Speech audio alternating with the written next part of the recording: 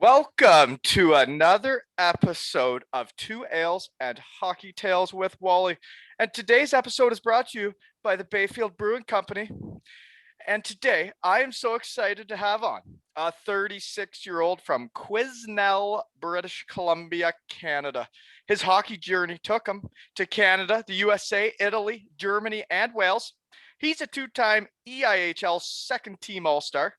He had the most goals by a D-man in the Italian circuit 2010-11, Challenge Cup champion, and was the captain of the Misfits that were the Cardiff Devils 2014-15.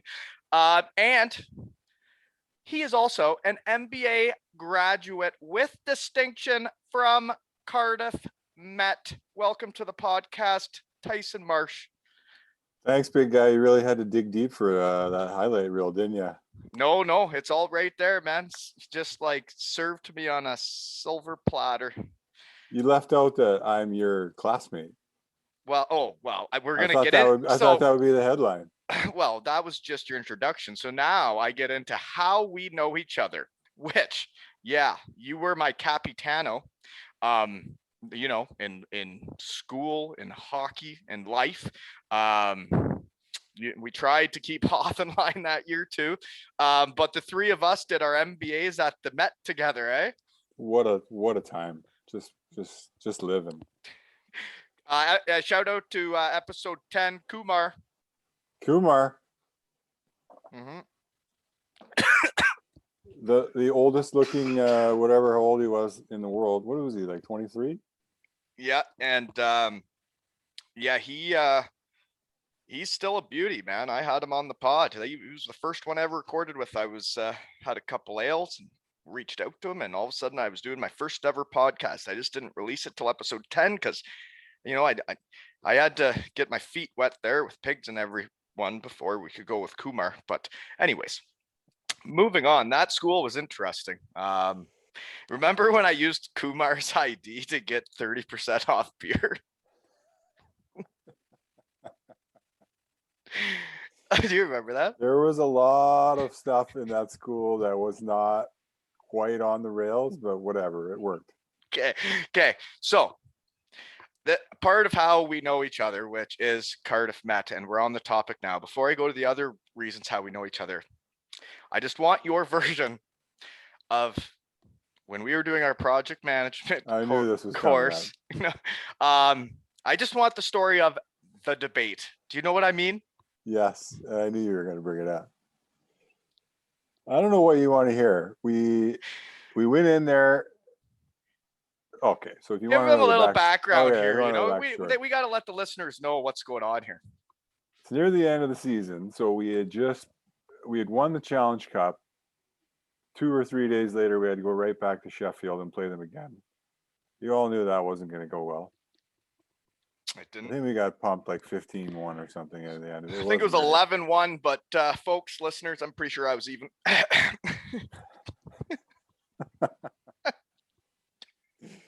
11-1. So we're feeling really good about ourselves going back to school like a day or two later. And we have a debate. And I don't know, on project management, and we'd prepared pretty well. We killed all those projects for the most part. Yep. The only issue was it's quite a multicultural class, and not everybody exactly understood what a debate was.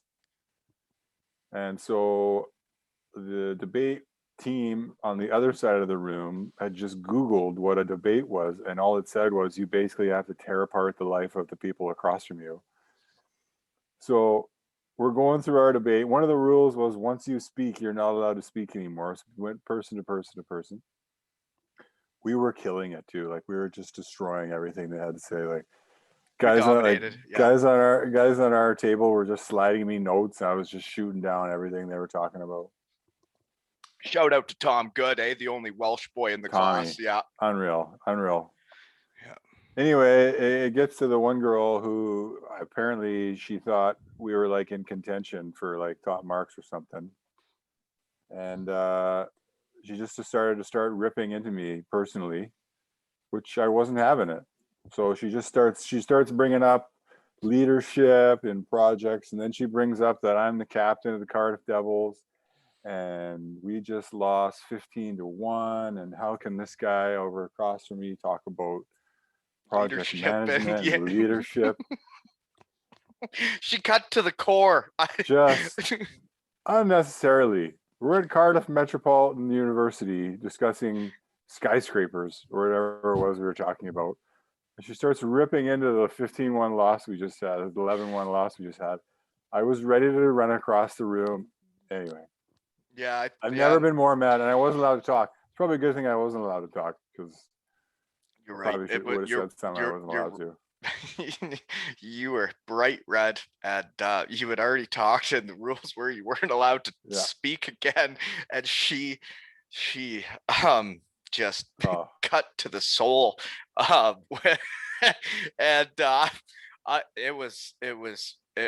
you were upset for weeks. I don't. You know what? Well, let's not talk about this. Is a fun podcast, Tyson. I don't want to start the podcast this way. I don't want to upset you at the start. That's so you got it out of the way. I knew it was coming. So we spent 2 seasons together with the Cardiff Devils, and we really did have a very you were there longer than me, but for my 2 years there, we had very similar experiences. We both did the MBA together, and we both had a child in Wales. I guess that was our first year there, right? Yours was the first year too. We're all doing the school. They were back to back. Back to back jacks. They're like a month or two apart, weren't they? Yeah, that's. I mean, remember. I was February. Yeah, when January.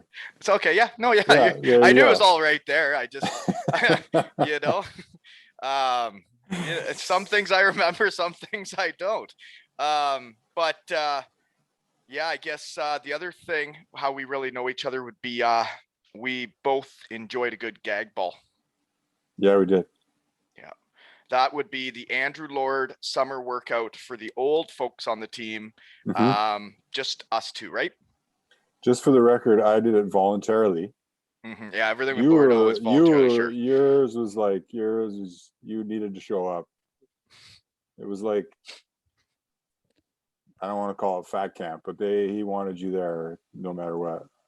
Yeah, well, thanks for coming to support me, big guy. Can we explain what the gag ball was, or have you already? Yeah, no, you go ahead. You got to explain it. Yeah. Whatever it was, it looked ridiculous, but it was all about just working out without big weights, and it's basically like strapping on a whole bunch of rubber bands to your arms, legs, knees, and whatever, and it looked absolutely ridiculous, but you'd throw your hands around, you stomp around, you do it for jogs. It was hard as hell, though. Like, I remember the first time we did it, it was ludicrous. That's why we kept doing it. It was like, oh, this is tough. And I have to say, though, as much as it looked ridiculous, when you get out on the ice for the first time in the summer, like you've been off for a few months, and it feels like you've never skated before. And you're like, oh my God, I'm going to have to play hockey soon. Like, I feel absolutely terrible. That summer, the first time I got on the ice, my legs felt unbelievable. I know. I felt like I was ready to go to practice. I remember it because I was right at the end, and I was like, we did the school, and then I was like, well, I think yourself too. We were both like, well, let's play one more year where we can just be hockey players and have fun. And then Lordo had me do that, and I learned a completely different workout, a completely different routine. And there was no heavy weights. There was no running all over the place. There was a bunch of shuttle stuff, but most of it was jumping around and swinging your arms around and like having control of like a squat and moving your upper body, but not your lower body. And you're right. When I got on the ice, I literally hadn't felt that good since I was like 23. I'm not even joking. And then like the first preseason game, I hurt my knee. And then about 6 weeks later, it was all over. But I did feel really good for the first couple practices and that first period. And then, just terrible luck. Just terrible dear. Luck. But so that's all how we know each other is we did the school together. We carpooled to school together. We basically spent every day together.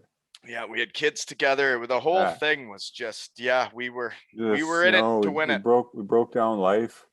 Our drives through what was the town called? Like the area of Cardiff we'd drive through. Oh, Landaff.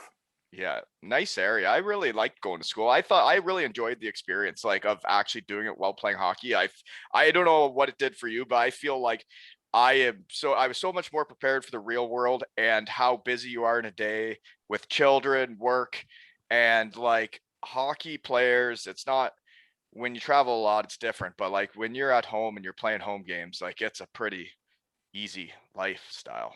Yeah. You know what I found about going to school, we were playing, like you always assume it's going to be like, and everybody's like, oh, it's going to be a distraction. You're going to be tired. You're not going to be ready for your games.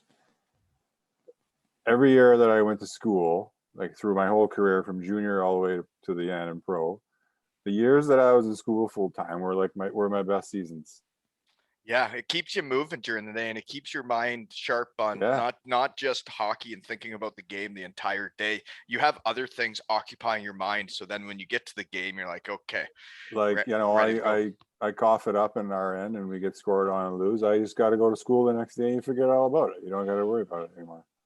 Well, like when that one guy would take off his jacket in class and he would smell so bad that remember that they had to open up all the windows because he would take his jacket off so they'd open up the windows and then because he smelled bad. Do you remember that guy? Yeah, I remember that guy. That got your mind off of losing the night before, right?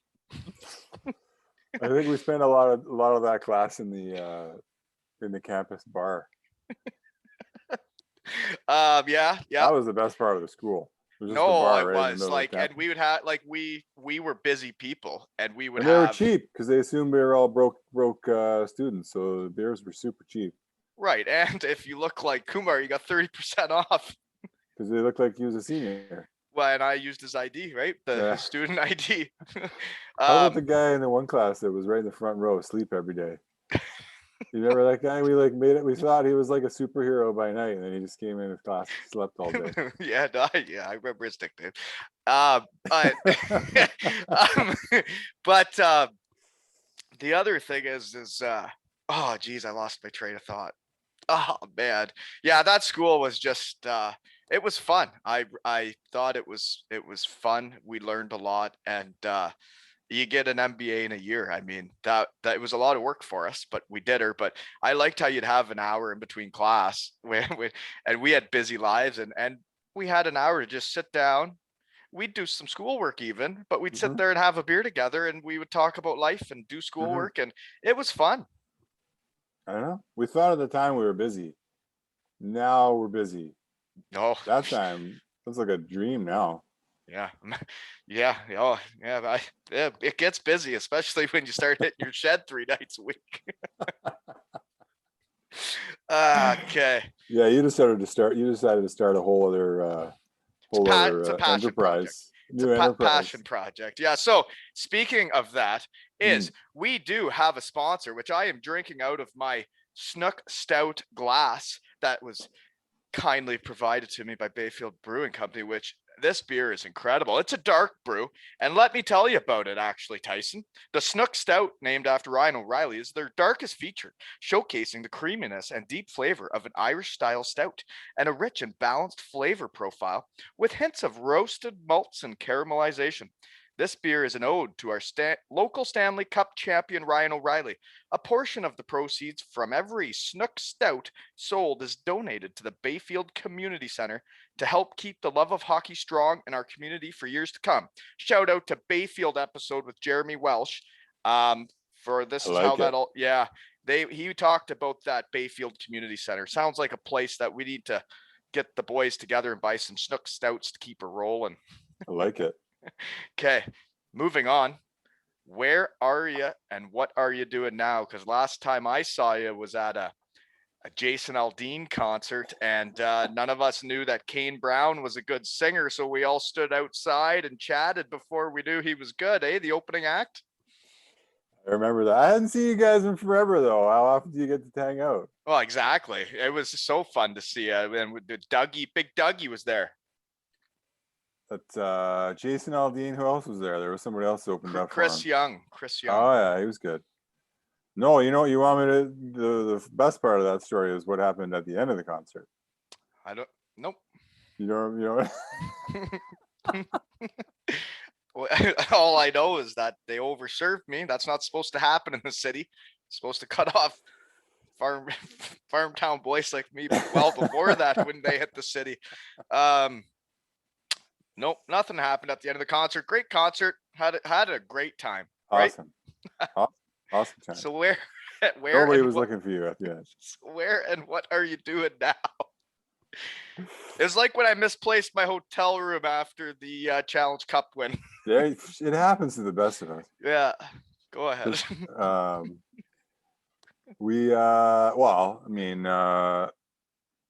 Staying home a lot, of course, like everybody, but we moved out to Georgetown, Ontario last summer, actually. Hey, that's where I'm born. Cheers. Oh, yeah? Yeah. Hey. Cheers, man.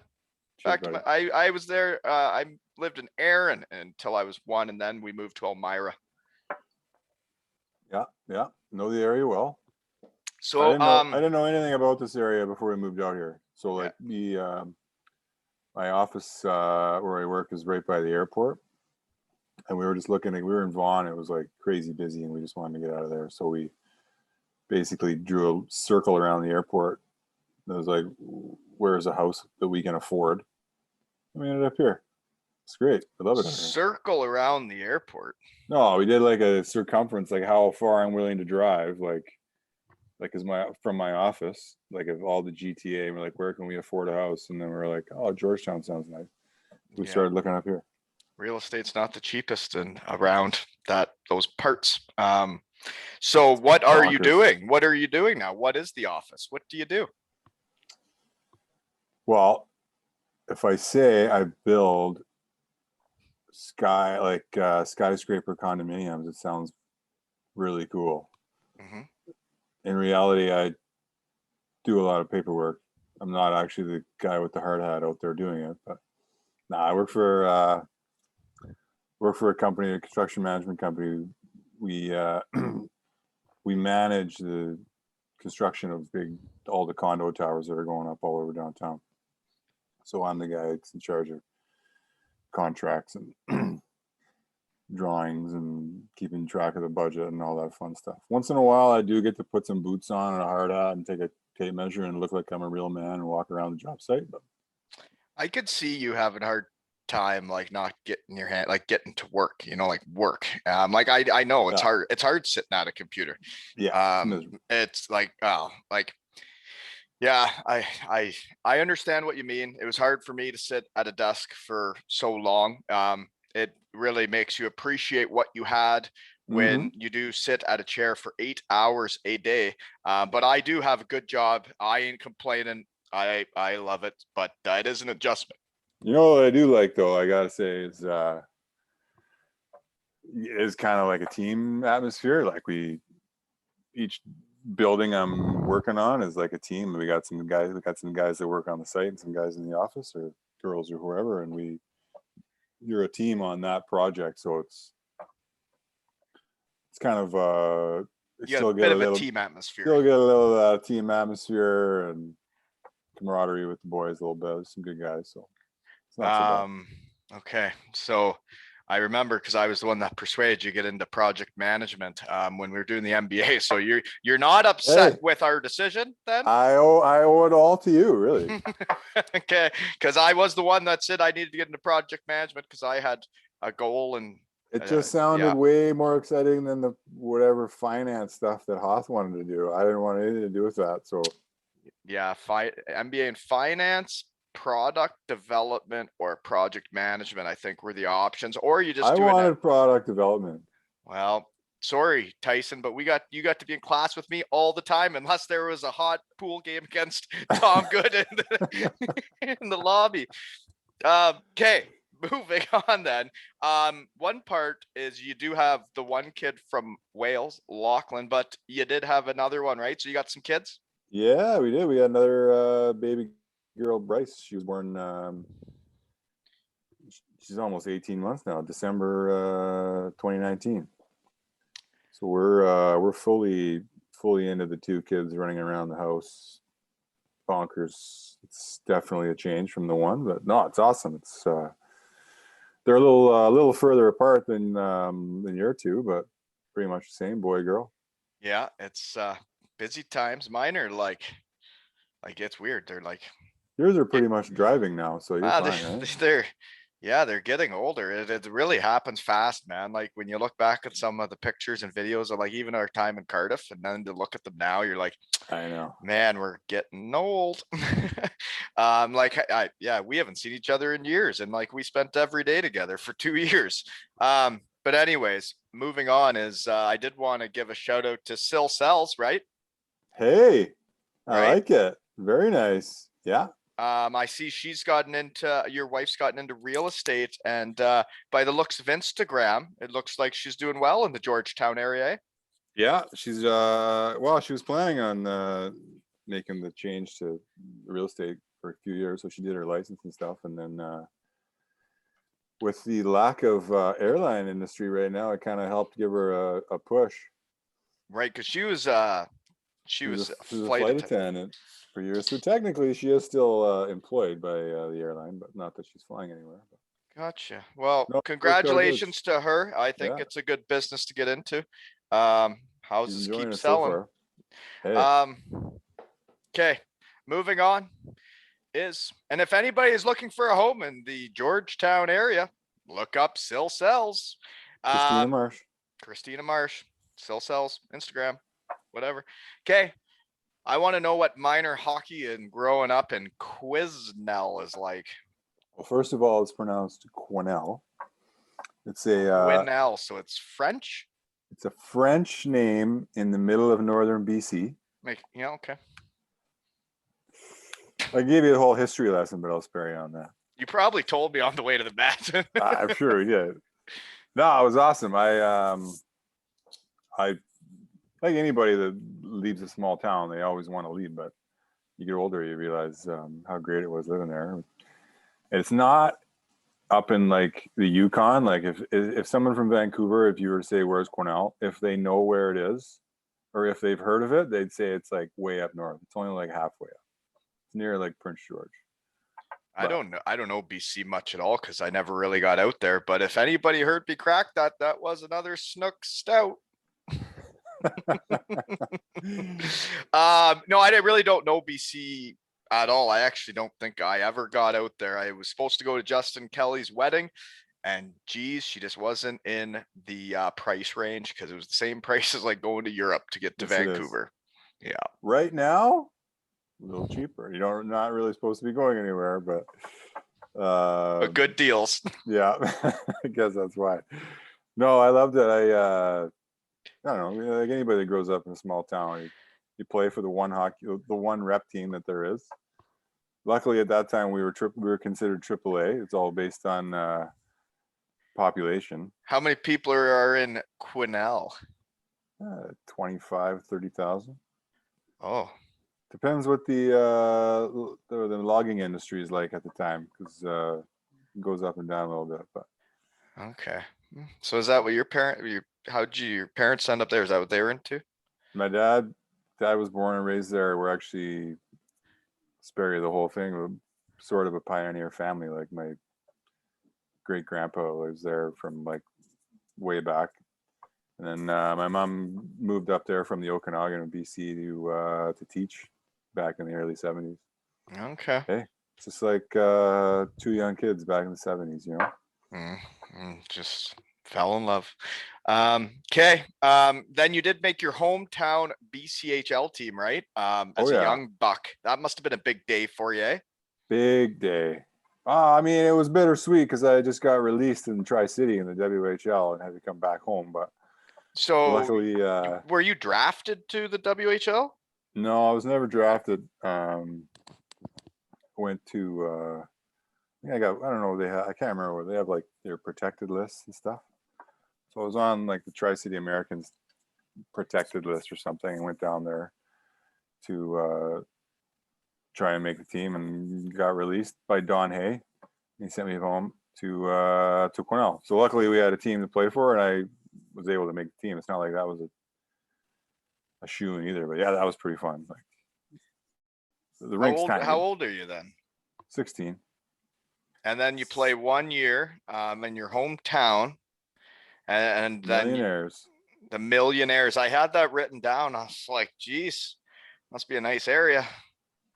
Yeah. 1 year for the Millionaires, and then my rights or whatever, your protected rights or something, got traded to the expansion Vancouver Giants. So you guys were an expansion team. Don't look up how old that makes us. Or you already told everybody.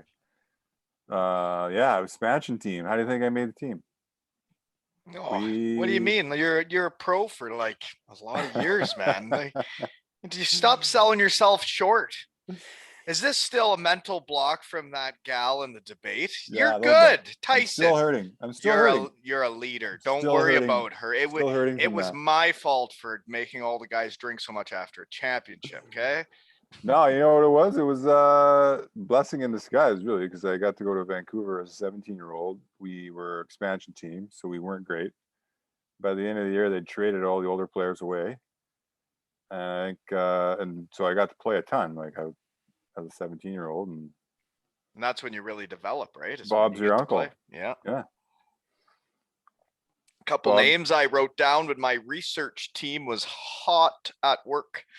Right before this was you played with Freestyle Friday participant, episode about 21, Ty Ray Morris. Was he on the team? Did he have a beard back then? Yeah, he did. He looked like he was 32 when we were teenagers. Is that right? Because his beard is absolutely absurd now. Yeah, it wasn't like it is now. I think he had like a small goatee going at the time, but well, he would have been trying to grow something. He wasn't there long. I think I was just like a little bit my 19-year-old year. I think he came. Okay, I just saw his name on the roster, and he had a terrible curve. And the only other person I really noticed was Gilbert Barule, because he was the high draft pick when I went to. Huh? I'm just kidding. Gilbert. Yeah, he got drafted to Columbus. Like he was the first round, like 6th overall pick when I was going to camp there. So, and then I saw him and he was like smaller than me. And I was like, how do people my size actually get drafted 6th overall? Hell of a player. He actually played in Cornell when he was a 15-year-old. He played for my hometown Quesnell. He played there as a 15-year-old in junior. So obviously he was ridiculously talented and highly touted. But no, the funny story is he comes as a 16-year-old, it would have been.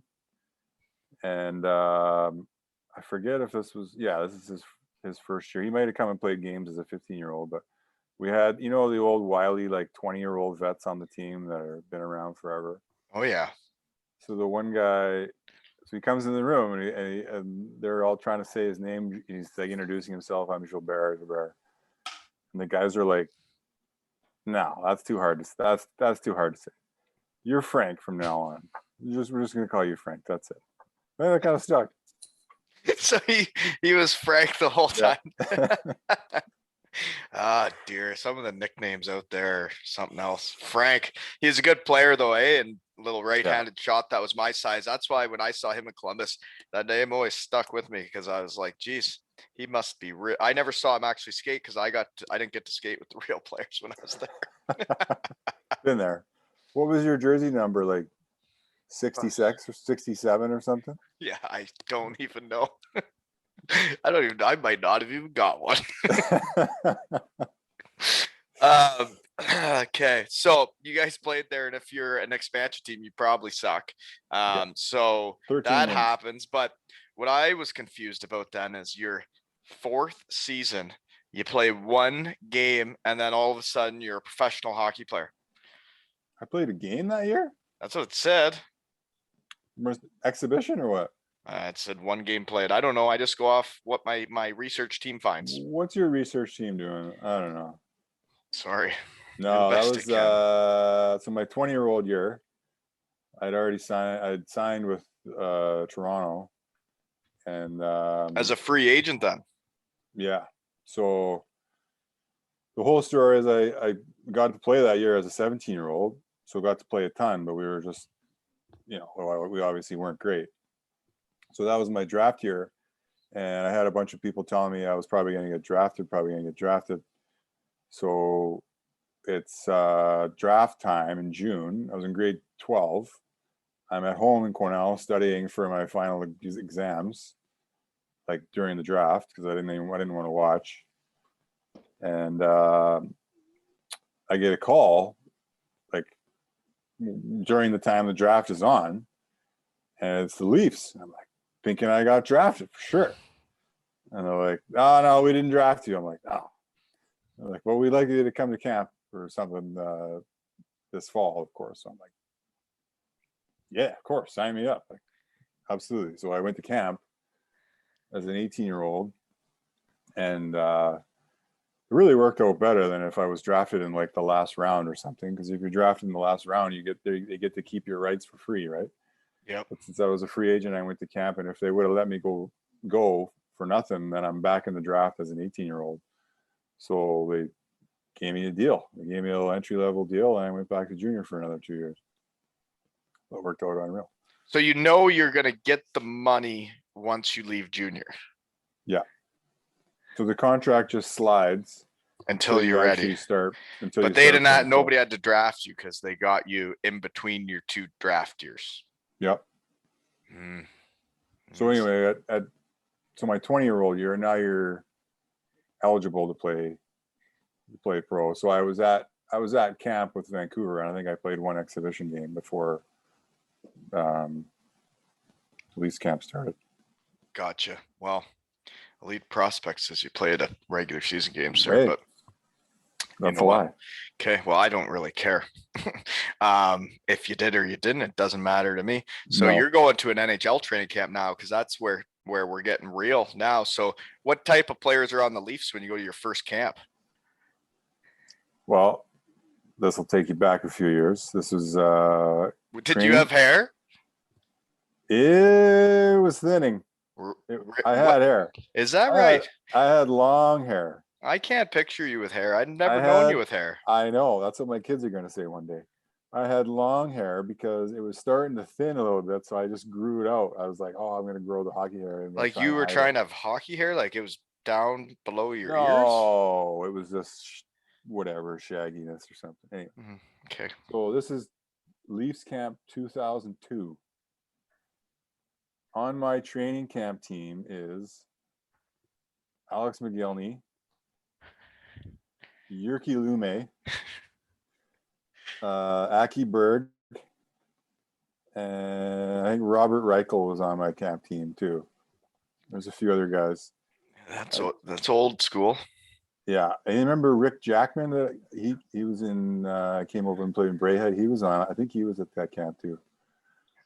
But I should tell you this one. So this is what people at work get me going, and they want to hear stories about old Leafs and stuff.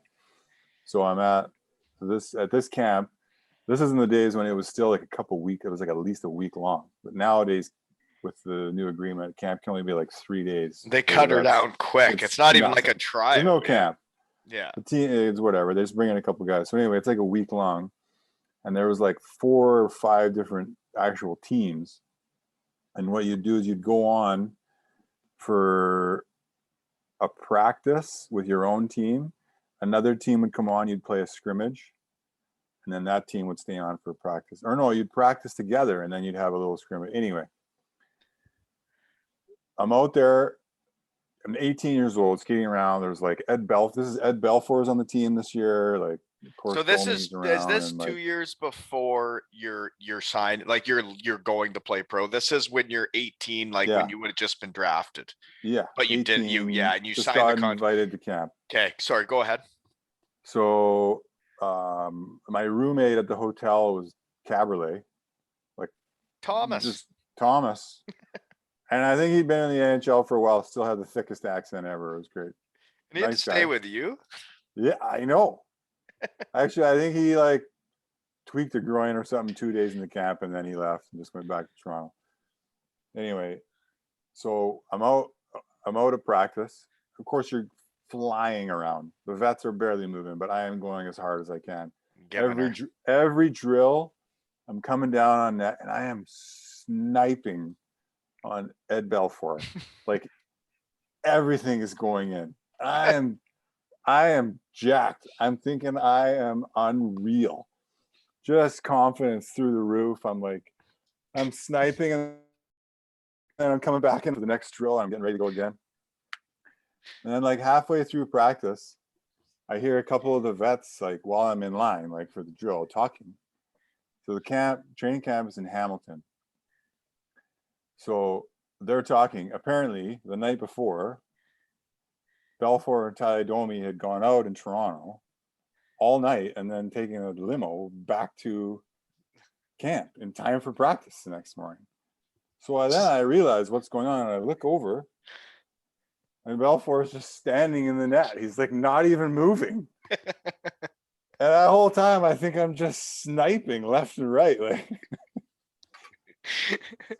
he was like barely awake. He was just like, oh man, it's amazing. Like, yeah, when you're a rookie, how hard to try at every drill compared to the guy. Like once you're established, and it's But camp used to be like the tryout. It'd be a week long, and like they would be intense, and they'd try and like there would be fights and all kinds of stuff. Like now it's just these guys are going to be on the team because of the salary cap, and they've already made it. And speaking of which, at the end of that practice, there was like a little stretch, and then we go off for a flood, and then we come back on for a scrimmage. And Ty Domi's on the other team. He's like in the blue, and we're in the white jersey or something. He's barely skating around either, but as all us young guys on the white team are sitting there stretching, he takes a skate by and basically tells us all, like, if anybody touches me, you're in big trouble. And we're all like, yes, sir. No problem. Oh man, I wouldn't be going near him then. Yeah. So other than those two situations, I guess that was just camp, but you knew you were going to be going back to junior. But that would have been really cool to experience at that age. No, it was unreal. And then I think like by the end of the camp, I met with assistant GM, and they're like, we're going to, obviously we're sending you back, but you had a good camp, and we'd like to maybe work something out. And I was like, what do you mean? He's like, oh, I'll call your agent later. So then I had to go like 2 more days and not really know what he meant. So I was kind of trying to, anyway, it all worked out. Well, that's good. I went down after my senior year, met with all the brass in Toronto, did an interview, fitness test. I was actually in shape at the time. Nice. And they said it all went great. And I left thinking I was going to sign with them. And then they said they needed more time. And I had to decide if I was taking my guaranteed contract or not. And I didn't have more time, so I had to take the guarantee. And, just the forks in the road, right? Maybe we would have known each other when you had hair. You never know. I know. That long flowing curls. Geez, I can't picture it. But so then you go back to junior for the 2 years, but you're still doing the Leaf camps because you have a contract with them. So then when you sign the deal and you go to the camp, that's the real deal, eh? Yeah, but then you're like, because the first time I went, I had no idea who anybody was. I didn't know who all the draft picks were. Like, so then like the next couple of years, I'd come back out here for like prospects camp and stuff, and which was awesome too. But then you realize like, wow, like because when you first sign, you're like, I got a shot to make the team. That's what you're thinking, right?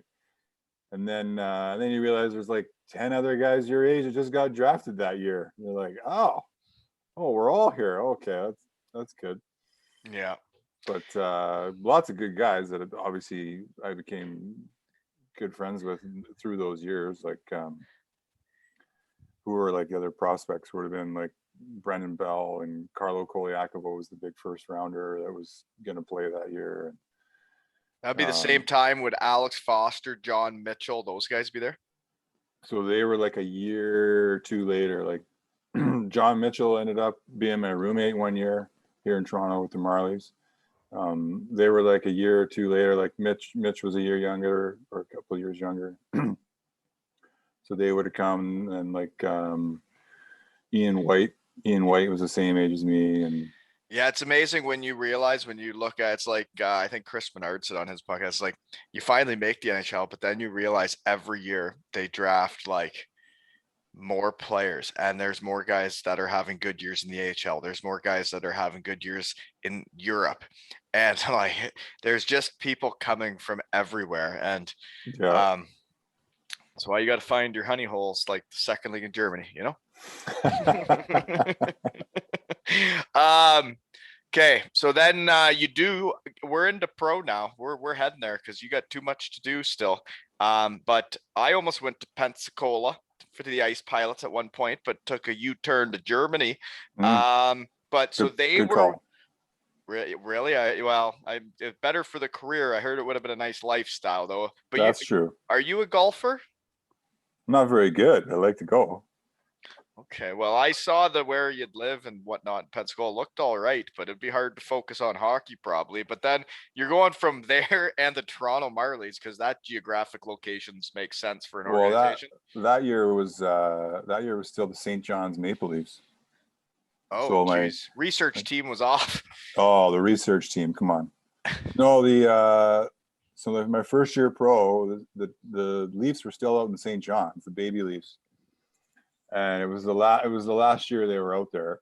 As far as experience goes, St. John's was awesome.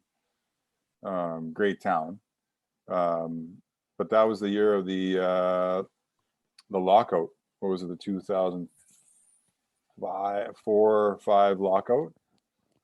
So we had a great team. Like we had a lot of guys that would have been in the, like Matt Station's on our team after he already played a year in the NHL, and a lot of veterans and stuff. And so I played like most of the first part of the year there, then went down to Pensacola. So like, when you're getting sent down to a place like Pensacola, you're not really enjoying being in Pensacola. You're more upset that you're there.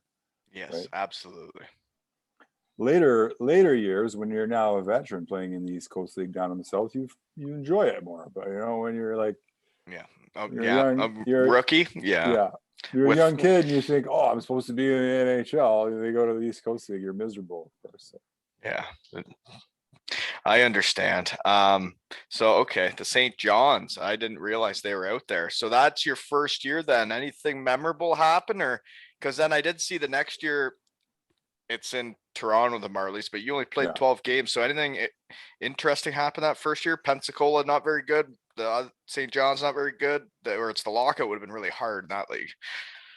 Well, the lockout was tough. So, I mean, to be honest, that year, the most thing I remember is just being healthy scratched all the time because we had such a good team in St. John's. And to be honest, looking back on it, I wish they would have just sent me back to junior for my 20-year-old year. Right at the time, you don't want to, because you don't want to be the guy going to pro and then coming back to junior again. But looking back as an adult and you're or older player, you realize like that would have been way better for me to go play my 20-year-old year. Be the man, play a ton, play a lot. We would have had a really good team, and not only that, but then your contract gets pushed another year. So my contract would have got pushed out another year, so I would have had 3 more years left, right? Mm-hmm. But instead, I healthy scratch a lot, go to the East Coast League, come back up. And that's kind of where a lot of the injuries started piling up on me. I broke my finger or something that year and ended up in a fight with this tough guy, Brandon Sugden. There's no way I should have been fighting. Sugar.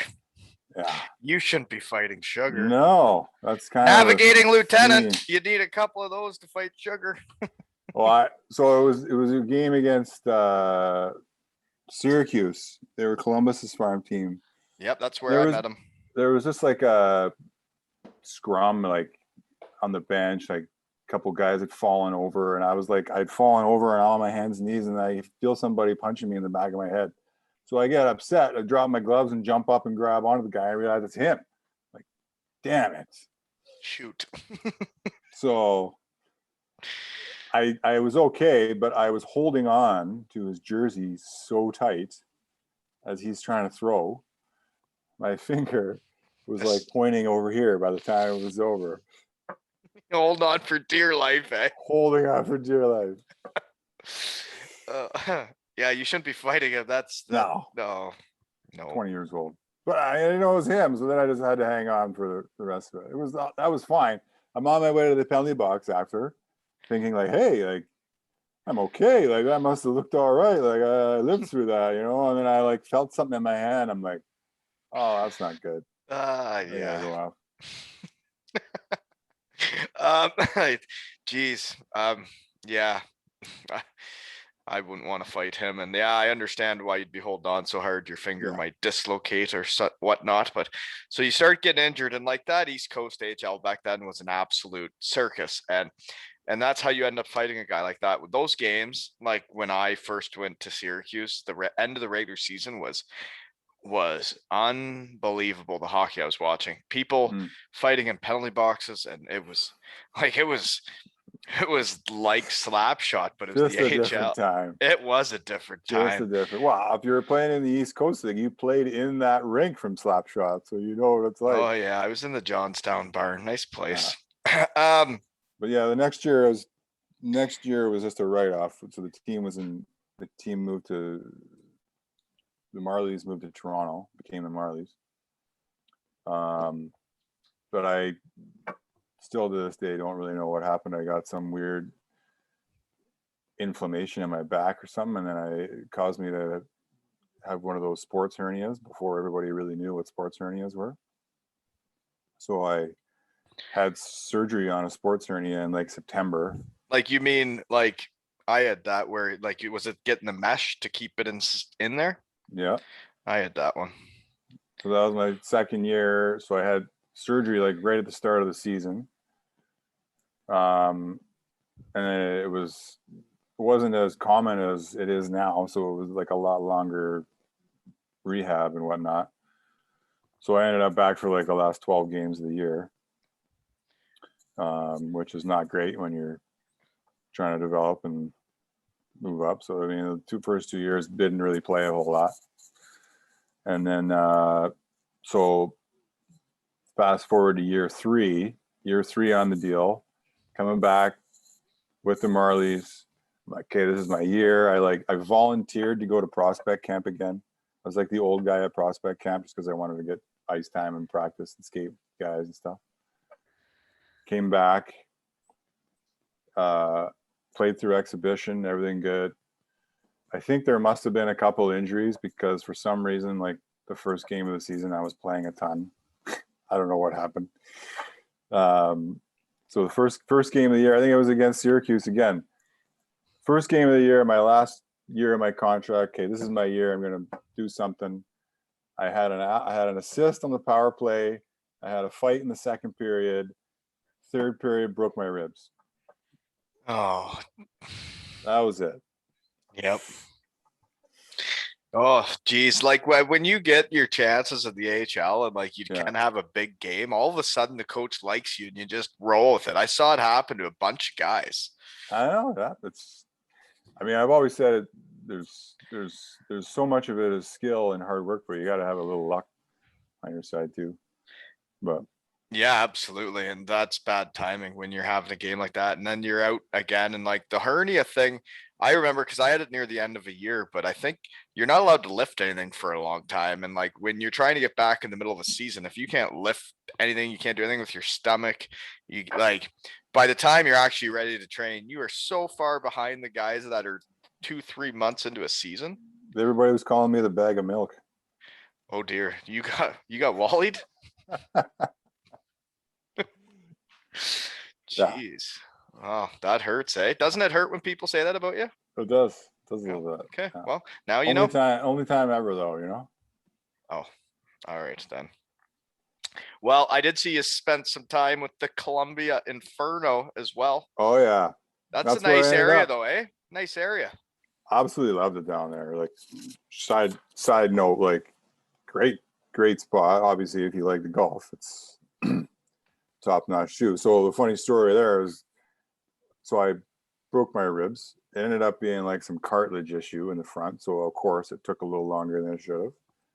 So then like I'm ready to play. It's a few months later before Christmas. I'm like wanting to get in the lineup. I'm like, hey, like coach, like I was practicing for a couple weeks. I'm like, okay, like I'm ready to go. Like, so finally the coach calls me into his office. Okay, listen, we're going to send you to Columbia. They've got 3 games this weekend. I want to get you in the 3 games this weekend. Test out the ribs. We'll get you back up here next week. And then, we'll get you going. I'm like, this is my 3rd year pro by this time. So I feel like I'm pretty wise. I'm like, okay, I'm all for it. I want to get playing. So whatever. Send me down. I'll go get some games in. But I'm like, are you sure it's just going to be the weekend?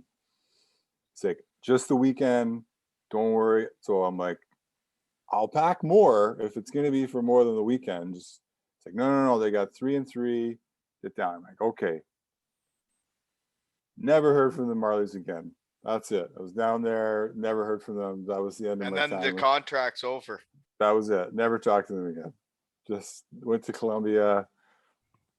That was it.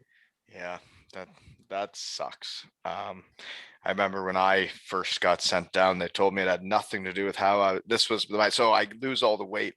Yeah. My 2nd year, I'm ready to rock. I have like abdominal muscles. I rip it up in the AHL in the preseason. I think I have like almost 2 points a game. Then all the guys come back and they're like, we just don't have room right now. You're not a 3rd, 4th liner, and our top 2 lines are the big contract guys. They're like, we just don't have room, but you're going to go down for 2 weeks. And then when you come back up, you're going to get your chance. You're going to get your chance on the top 2 lines. And I said, okay. I went down there thinking I'm down there for 2 weeks. Well, I did get the call back up 2 weeks later. And it was because the guy was hurt. He decides he's not hurt by the time I drive all the way to Syracuse. Oh. And then where'd you drive from? Well, Daytona Beach, Ohio. Oh, okay. Yeah. Yeah. Actually, I think I might. Because they told me to drive back because they didn't think they thought I would stay there again. Yeah. So I did the drive twice. It was like 10 hours or so, but I don't know how long it was. But anyways, the guy never did sit out, so I never did play that game, and then I went back the next day. It's fun in the North America. It really is. So you kept doing it. Your 3-year entry level runs out. Let's move on. Your 3-year entry level runs out, and you grind it out for another couple, eh? Yeah, well, hey, you grow up wanting to play in the NHL, and you just don't want to give up. So, I mean, I know a lot of guys, looking back on it, career-wise, probably would have been way smarter just to head to Europe right then, right? Like you did.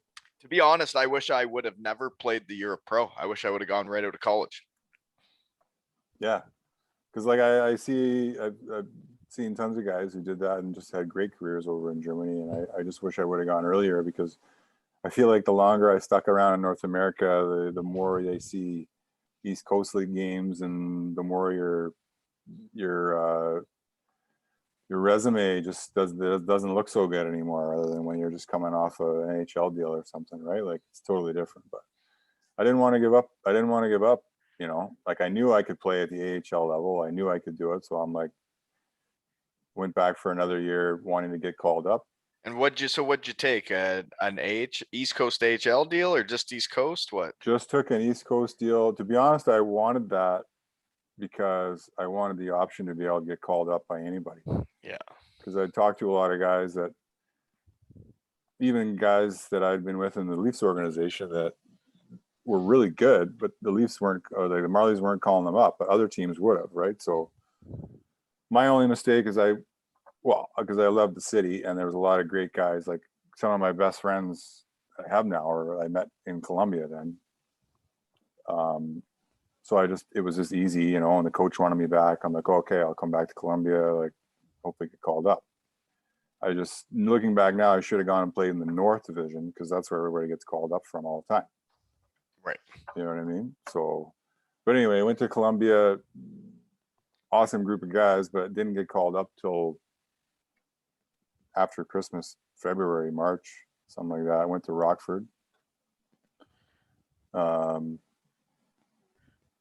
Rockford Ice Hogs. Now this is dating me a little bit too. How about this for a team? This is Rockford. This is Chicago's farm team right before Chicago started going on all their runs of their cups.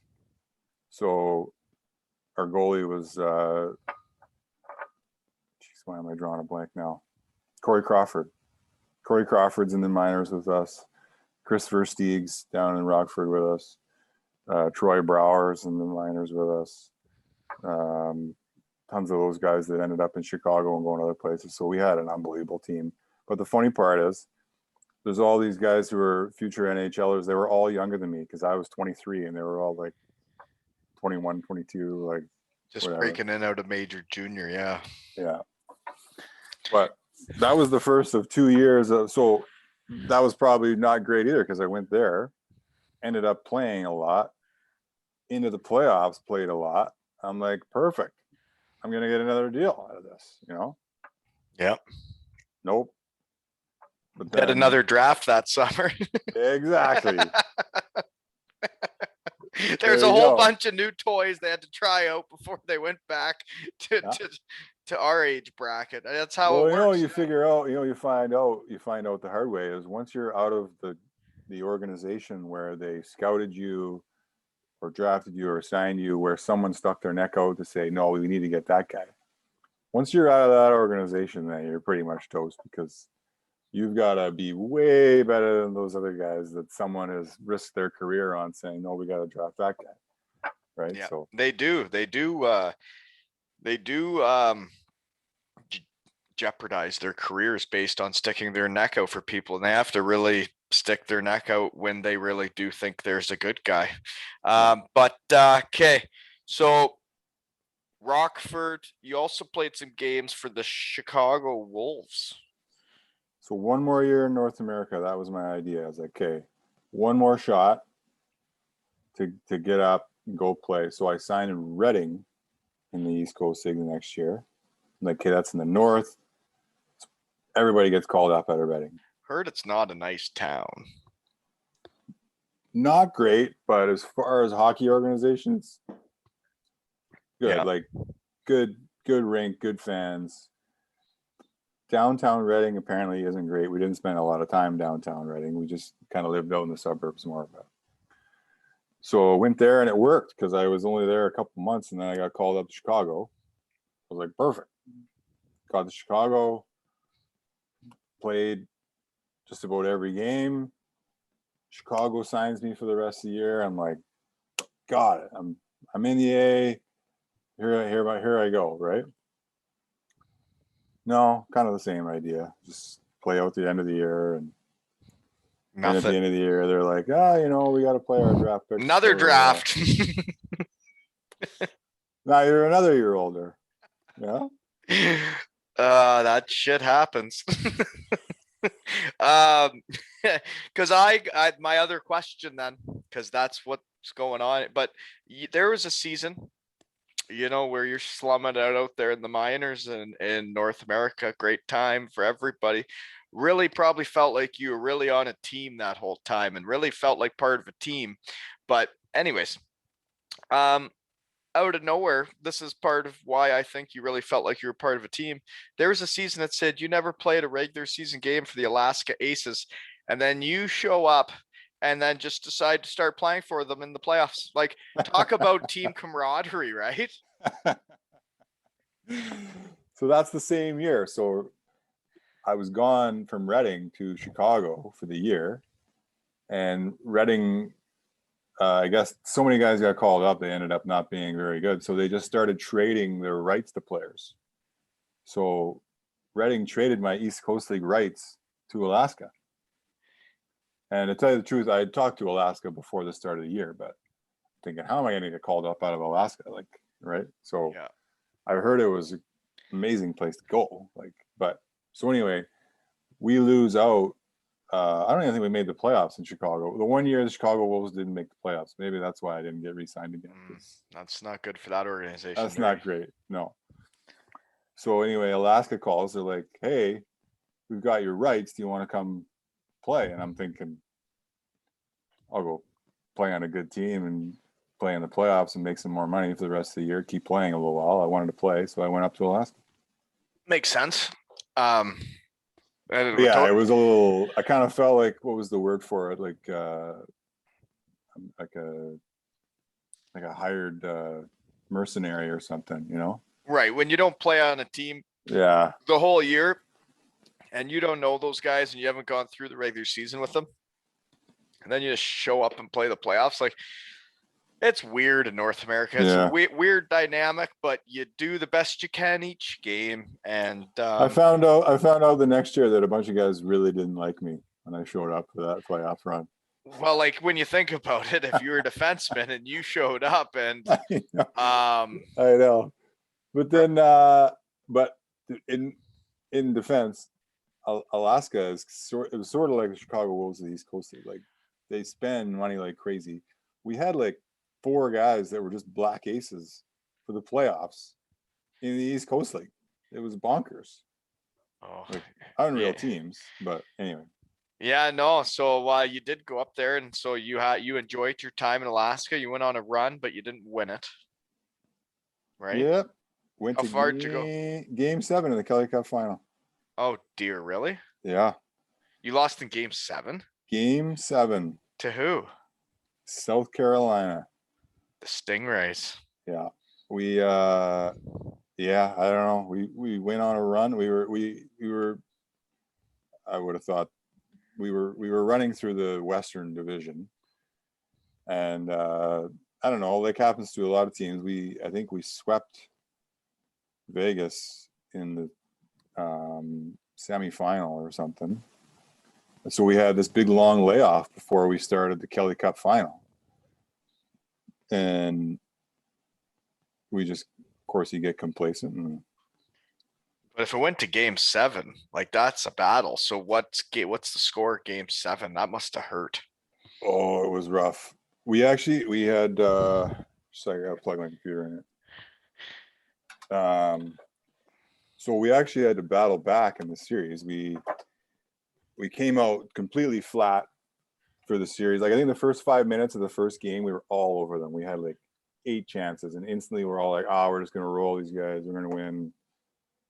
Then they just came storming back on us. I think we split the first 2 games in Alaska, so it's 2-3-2 is the way they did it. So can you imagine that road trip, South Carolina to Alaska? They come up for the first 2. We split. We go down there.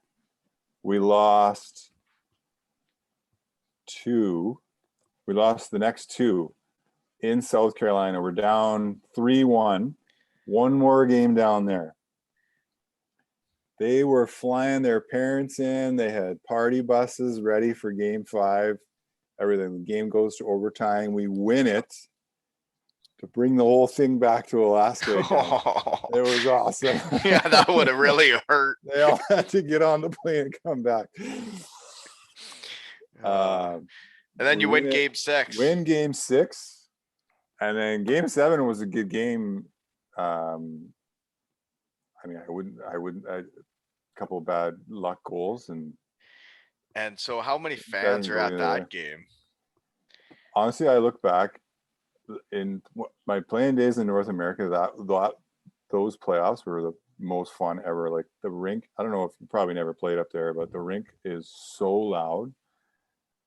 I think there's like 10,000 in the rink. Like, we were playing those playoff games. Like, I remember going out for the start of the game. It was bonkers. Like, I can imagine what it's like in some loud NHL rink with twice that many people, but for the experience I had, that was pretty fun. No, that would be. It sucks that you guys lost. Losing sucks. Yeah.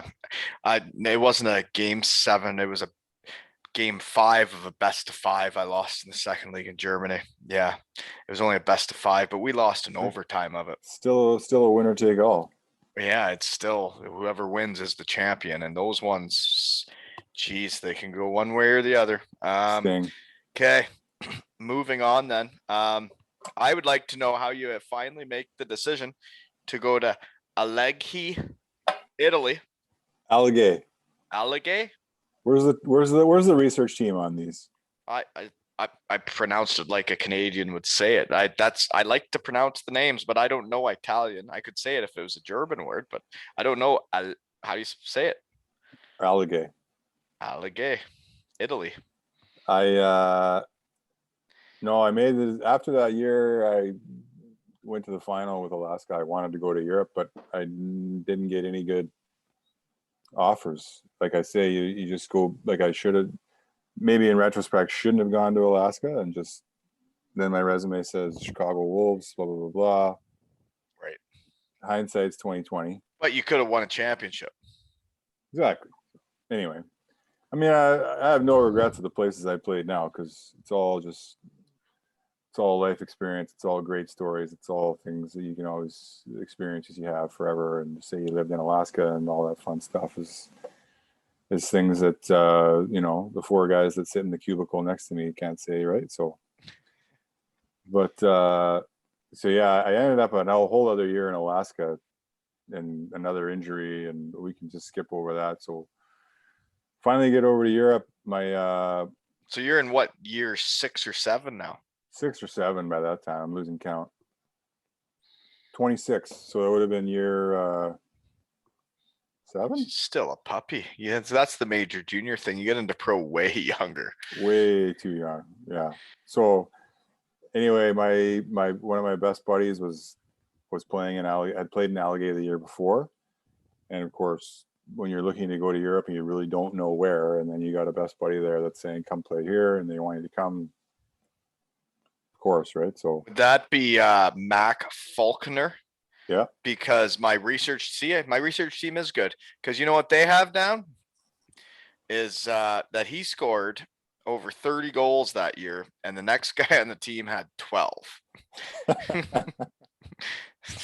Just saying that maybe the other teams maybe should have shadowed him.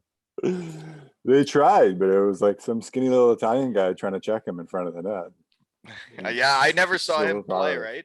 He was in Cardiff before me, but Yeah.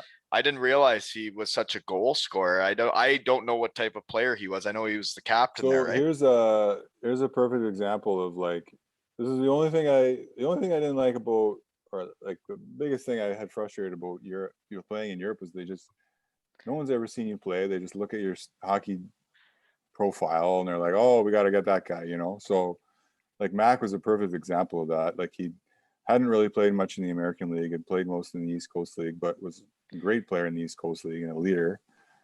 And, through friends of friends, gets a connection, gets a chance in Alligator.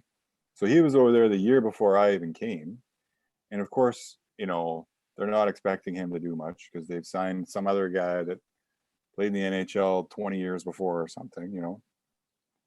And he leads the team in scoring and was like one of the top scorers in the league, that first year. And then the next year when I come with them, even then they're like, well, we think we can find somebody better, but we're going to bring you back anyway. And again, he gets 30 goals, and the next guy on the team had like 10. Like, he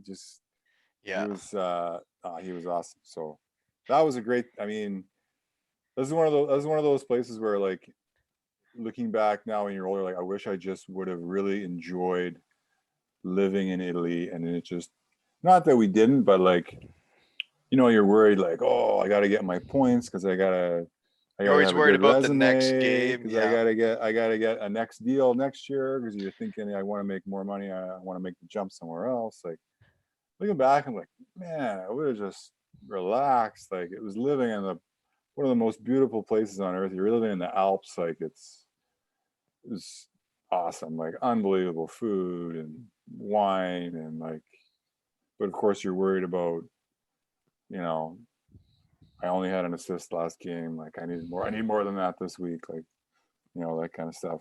Oh, and it is how it is. Like, the guys that go over there and we want to make a career of it. Like, especially when I was in Germany, like, if you play Friday, Sunday, and then you didn't have a good weekend, you had to wait all week to play again, man. And like, and the way some fans can be over there and the coaches can be over there, like, you have a bad game, man, it's like you shot their dog or something, or worse. Like, wow, they're like, oh, we might need to replace you because you didn't have a very good game. They're like, Yeah, there are other guys in the world. And you're like, no kidding, is there?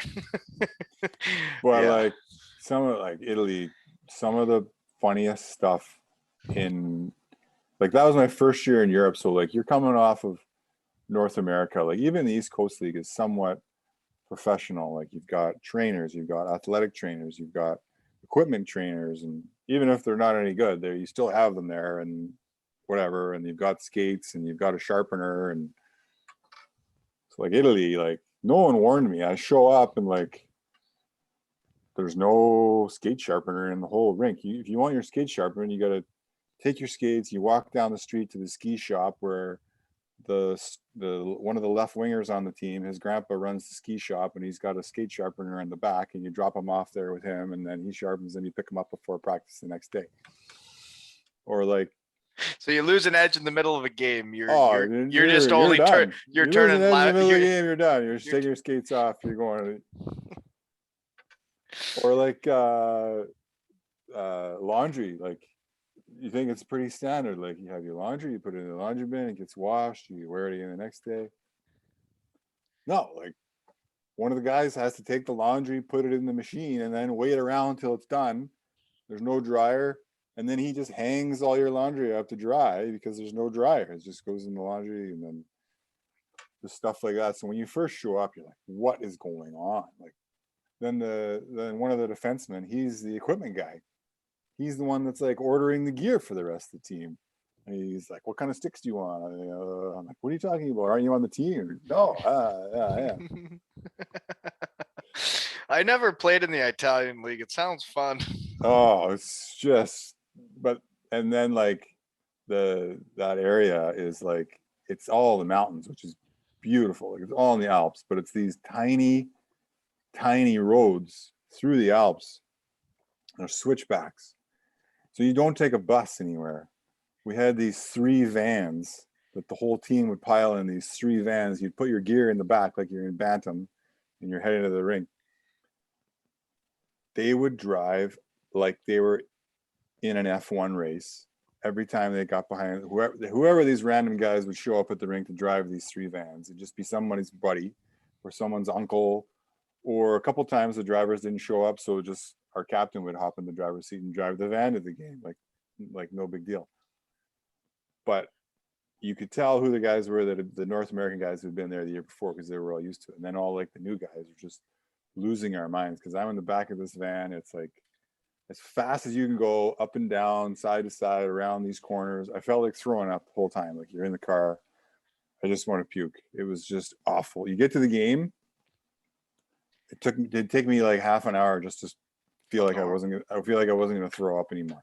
But that's if you got to the game with half an hour to spare before you're going to put your stuff on, because you usually leave late, and you'd think you're like getting close to the game, but there'd be like a little town like 20 minutes away. So even if you're late, and when I say late, like normally we'd show up, we'd get there a couple hours before the game.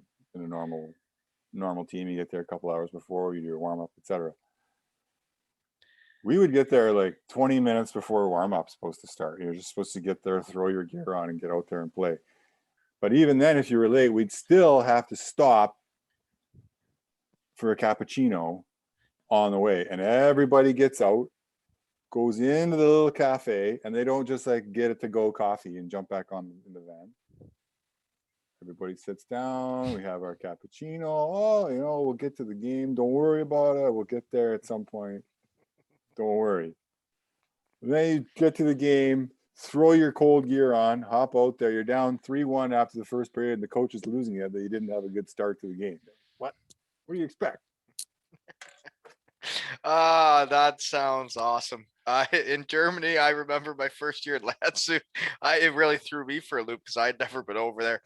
But right before we would they'd have some long bus trips, right? Because you'd only play a home game and a road game each week. So wherever the road game was each week, that's how far the bus trip was. It was there, play the game, back. Didn't matter if it was 10 hours away. No. But before you get there, you had cafe and kuchen. You had coffee and cake. You stopped. and they'd have the little cup of coffee, and You get out. you could dip your coffee cake in the coffee if you wanted. Oh yeah, no, it's strange time. It is fun though, seeing how the rest of the world lives, though, right? Because it is totally different. And now that But we're it, back, but it's awesome though. Like looking back, I'm like, that's awesome. I'd love to just sit there and relax and have a cappuccino and not worry about whatever. But but you can't. no, I know. I totally don't. So, are you guys good that year that Faulkner scores all the goals? And you, by the way, not to, this is time to pump your tires. You are the leading goal scorer in the Italian circuit, that league. I don't know. I don't know how it happened. Double digits, 10 Hey, spot. Are you just taking clap bombs from Faulkner or what? no, to tell you the truth, it was almost like a Was that Belfour again? shit. Wow, Shit faced. that's a whole. I have to admit, wow, that's a whole other part of playing in Italian league. Like if your goalie goes down, you don't know who's going in at that point. So I have to admit, one of those 10 was on the pizza man from the next town who had to go into the net. It was like a wrister from the blue line. But no, I got finally, I don't know. I think it was half luck and just half. You go from North America to playing, and that you're still at a bit of a. It's like when you're in the A and then you come down to the coast, you feel like you're Bobby Orr for like 3 weeks before you actually Well, come down to that level. it's all like a mindset too, right? Yeah. Like your confidence, the pace of play you're used to. I remember when I finally did get called up to the A and then I went down to the coast, it was like, wow, this is so easy. Why wasn't it easy like this before? Yeah. And And then 2 weeks later, you're like, oh wait, how come it's not so easy 2 weeks later, you're like, geez, I can hardly keep up. anymore? Okay, so that year ends then, and then you're heading to a pretty darn beautiful spot, which is Reesersee, other known as Garmisch, Germany, which is like where the Olympic skiing would be. Like, what was that like? Unreal town. Like that was again, it's still in the Alps. It's still on the German side of the border, really. Um, Beautiful place. Like I don't know. I don't even know how else to describe it. Like living in all those places is unbelievable. By that year now, I'm a little more used to the way things run.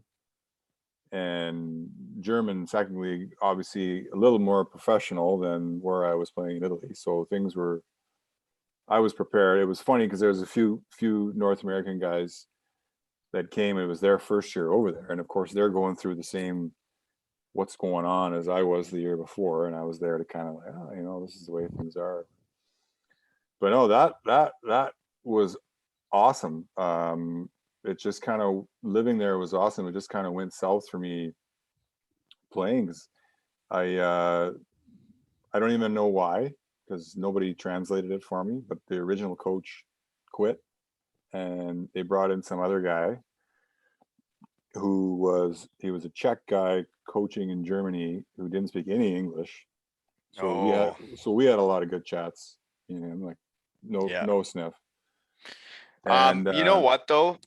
I wanted because I played in that league. Is that you get a Czech coach in Germany, they want Czech imports, and like when you think of how many jobs there are in the world, people don't realize that there'll be 3 or 4 Czech coaches in the German league at sometimes, and they want Czech imports. And if you bring over a Canadian import, they're probably not going to gel that well with the other imports, but even the coach is going to play the other fellas a little bit more than you. mm-hmm. I've been in that league and they play weird hockey. Like they play hockey differently than we do. They really do. Mm-hmm. Germans are closer than we to hockey we play than They Czechs. are, yeah, yeah. So it was kind of a not necessarily a downhill from there, but I got hurt a couple times again, um, and like I messed up my knee for a bit. Like I had like a groin issue for a little bit, and you can't go talk to the coach about it. So he just thinks I'm like don't want to play or something, you know. And then And again, he liked his Czech guys, which was fine. They were great guys, and all the guys on the team were awesome that year. Like I said, I loved playing there. Like it would have been like that's a place I could have seen myself playing for several years. We weren't very good because that year they had just got promoted from the third league, so they were just coming up to the Bundesliga. What year is this? That was 2000, 2011, 2010, 2011. Well, then, No, they no, had, no, no. 2011, 2012. okay, because they were up in the second league when I was there, like before that. So they must have got relegated and then got back up or something. Yeah. But I've played in that rink, and the one thing about that town I'll never forget is when I showed up the first time and it was a cloudy day, just went into a standard arena, played the hockey game, left, didn't think much of it, just got Yeah. the food, whatever. The next time we showed up, it was a Sunday afternoon game. The sun was out, and I saw where the hell I was, and I was like, what the Yeah. hell is this place? World Cup ski hill is right behind the rink. Yeah, I didn't even know the first time I went in there, played a hockey match. I'm like, cool, where's the Yeah. meal for after the game? Let's go. And where's the schnitzel? Let's go. I'd schnitzel and zwei beer bitte off gates. But then like but then the next time you get there and you're like, you guys actually play hockey here? Like you live here? Like holy shit. It was awesome. But anyway, I finally got myself healthy, got back into a couple games, and I don't know whether my my resume the year before in Italy kind of was not playing in my favor, but I think they expected me to score 30 on the point, and that's, you know me, that's not necessarily my game. So I would say you're an all-rounder. You're yeah, you're an all-rounder. I wouldn't say, I'd say penalty killing is one of your strongest points. I would say you basically you can be on the power play, the penalty kill. You can be on the top pair, the bottom pair. It really doesn't matter, right? And you'll just do it, and you do it with a smile, and you'd be like, "Yeah, coach, I'll do it." thank Right? you. So the year before in Italy, of course, I'm on the power play, and I'm scoring on the pizza man from the point. So then I go there, and I think I had a couple goals. I hadn't played a lot of games and stuff, but I don't know. I think he was just looking to get rid of me as soon as he came in. But anyway, they called me into the manager's office, and they never said we're firing you. They just said we're bringing in another defenseman. Here's your plane ticket. Like what? Like, there's one guy translating, and this guy's talking, and they're like, yeah, we're worried you're gonna get hurt again, so thanks for coming. Basically, we're gonna pay you this much. You can go. I'm like, And did you renegotiate, or was what they offered you what you took? renegotiated a little bit, but then they're like, you can take all your sticks and skates and everything. 'Cause I brought like all my sticks and skates and stuff with me, and I'm like, fine, I'll just take it with me. But to be honest, by that time I was so not happy with the coach, and it was just miserable. I was just like, fine, get me out of here. Well, and when the thing is when hockey's not going well, you can be living in the nicest place in the world, but when that's Exactly. your livelihood and that's what you do for a living, if it's not going well, and it matters how you're doing in hockey and how the coach is treating you, and how, like, you can't live life just because it's a nice city or town, right? No, like you gotta. It was awesome though. Like the first few months there, I'm thinking this is the greatest place ever. Like, of course, beginning of the year, you make a couple trips up to Munich for Oktoberfest, which doesn't help. It doesn't hurt things either. Went there my first week in Germany, and I'm like, I'm never leaving this place ever. But not only for Oktoberfest, like we were only an hour and a bit from Munich, and so like we had an off day. Me and the other Canadian guys would jump in our BMW that we had that they'd given us and fly up the Autobahn to Munich for the day. Like that was awesome. Like that kind of stuff. I mean, I'd never trade for anything, but yeah, if the hockey was going a little bit better, you would have enjoyed it. But I totally understand exactly what you mean. But yeah, so my first year they gave us, because we had a dog, and I didn't know the actual law in Germany was if you have the dog in the car, it's supposed to be in the trunk. So they gave us a station wagon. So I cruised around Germany in a let's put the Mercedes. dog in the trunk. Well, they said you were supposed to. That's why they gave us a station wagon, but I never did. So Oh he sat yeah. in the front seat with me. But they gave us a Mercedes station wagon. So I cruised around Landshut, Germany in the station wagon the first year. And I would just rip her up on the Autobahn. Oh But yeah. yeah, we were half an hour from Munich too. And like, what a beautiful, like Bavaria, and like, Oh yeah. it is just a ridiculous place in the world. But then just because you love it, you go right back to the Alaska Aces. You can't get enough.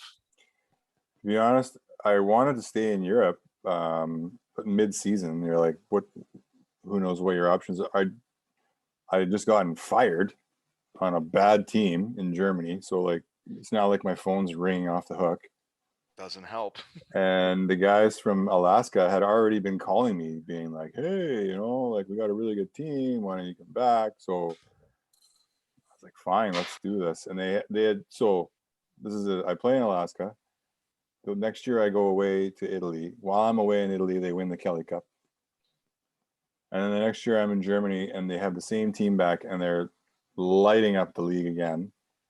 And they're like, come back, we're gonna go win it again, blah blah blah. And so I come back, and by the time it took forever to get a visa and stuff, so it was like about a month and a bit before I was playing games, and it was just say it took me a little while to get going. Didn't have the greatest start, but no, it ended up fine. We went into the playoffs again, but we didn't do as well in the playoffs. But In the I playoffs, you never know what's going to happen. no, but to be totally honest, I was ready to shut it down after that. Like I was like, time to go back to school. Like time to get moving with things. Like I wanted to play in Europe, but that didn't go well. Like who's going to give me a contract right now? Like I was thinking of coming back and going to school or whatever. And Can I say how it all happened? Research team here. yeah, Mac Faulkner said, "Hey, Tyson, want to come to Cardiff Devils with me?" Because, right? pretty much. Nailed Yeah, it. Research team. Boom. Or maybe I knew that from driving to the Met. I don't know. probably that was probably yeah. Yeah. No, he said that so roundabout way through buddy he used to play with in college, Jay LaTulip, who's still a popular guy in Cardiff. He played there a few years before. He had been telling the coaches, you got to get this guy, Mac Faulkner and Chris Blight, you got to get them to come. And then, so as I'm like leaving Alaska, like thinking about where I can go back to school in BC or Alberta or something, Falks calls me. He's like, man, one more, just one, give me one more.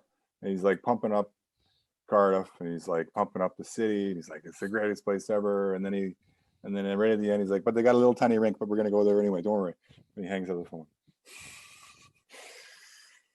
The big blue tent. Nah, the rink was great. But hey, it's great. Hey, I wasn't sure, but like I was like, man, am I just wasting my time going to play another year? Like, so he was going over to do the MBA. I still didn't even have an undergrad degree. Like I was going to school online or whatever. But So that's one thing I've always been impressed with by you, because you're a go-getter, is you never did go to university like on a scholarship, but I do know you took courses in playing for the Cardiff Devils before we did the MBA, and you finished your undergrad while being a pro hockey player, right? Because that's pretty impressive for a major junior fella that never did go to a Canadian university after. why you got to talk like major junior guys are stupid?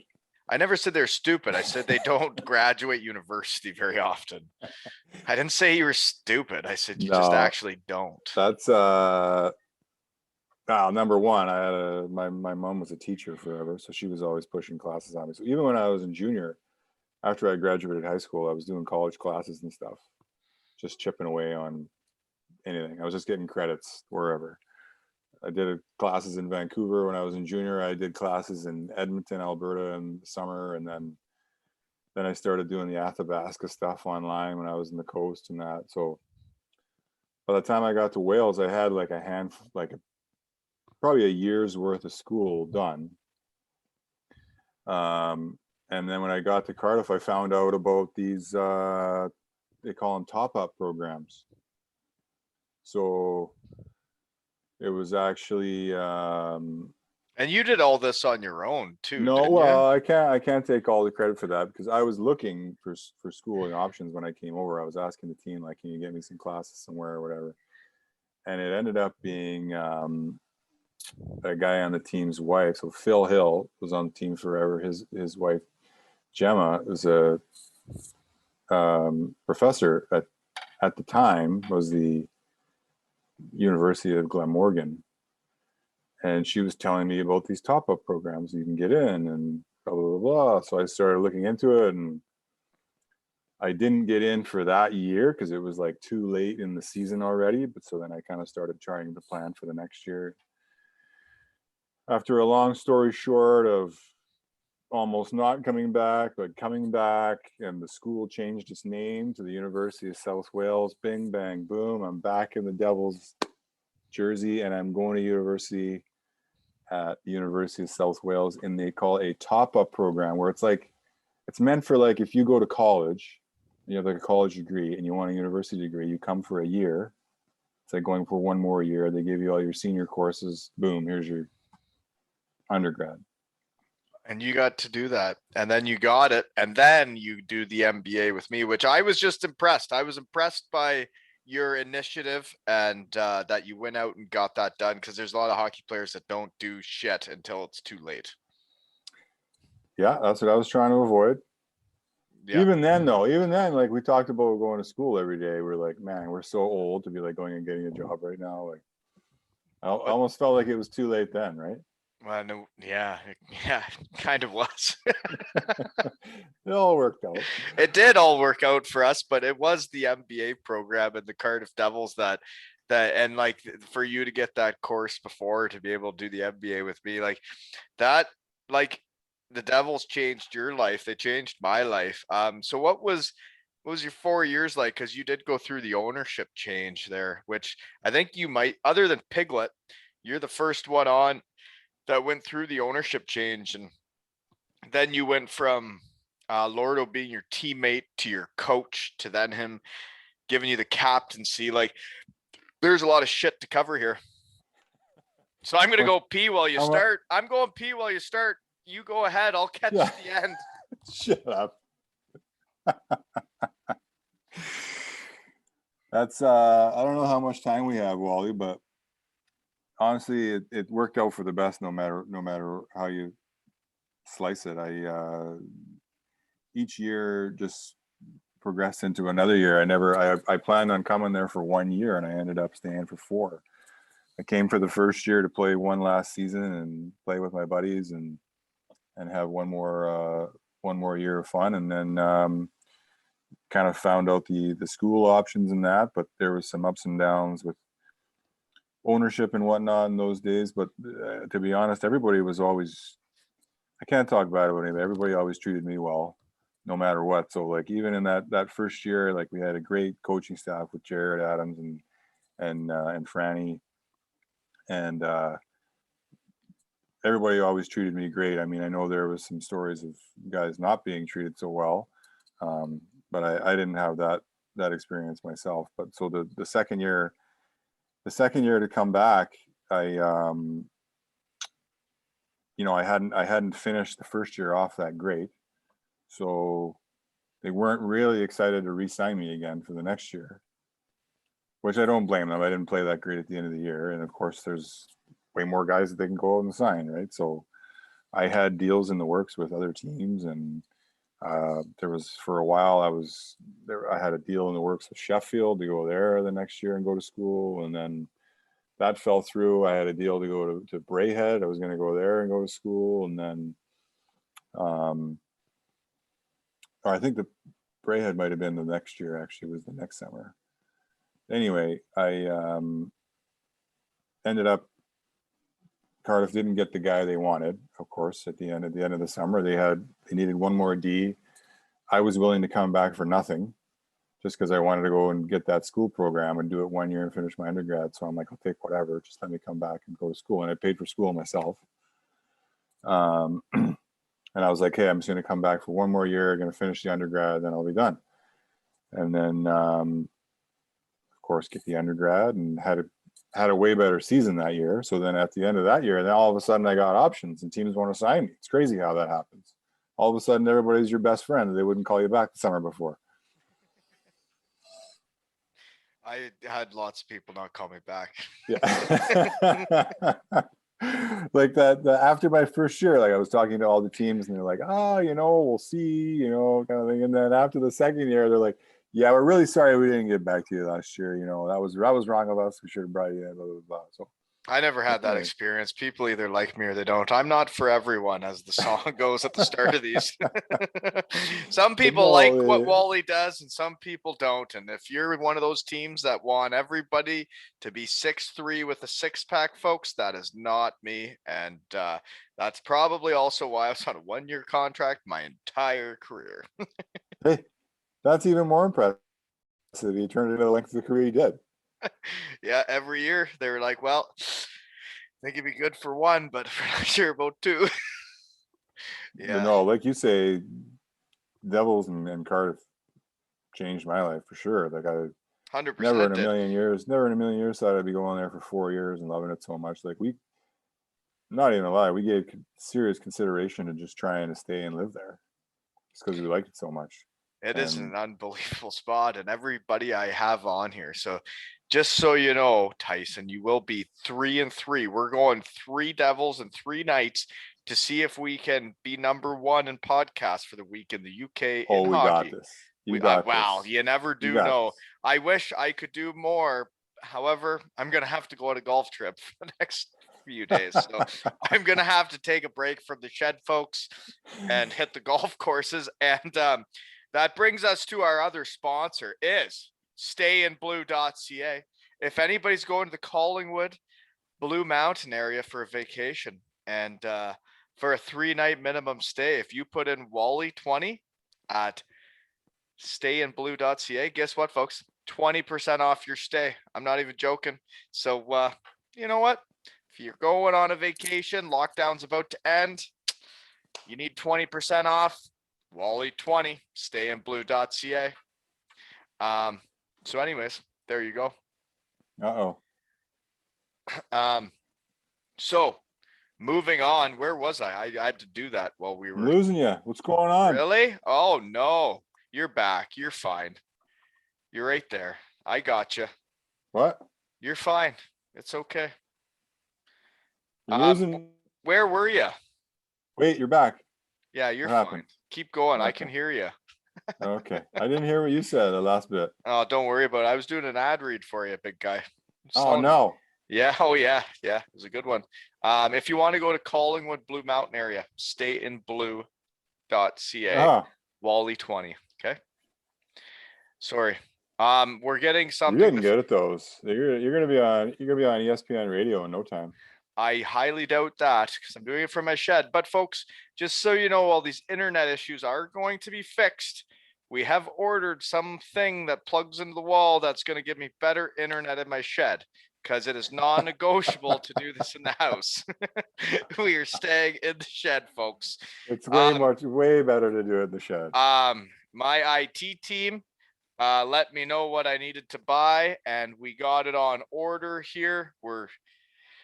Second thing, we've invested into this company, the Zoom membership, and now the jack to get me better internet. So this is almost a legit podcast now, Tyson.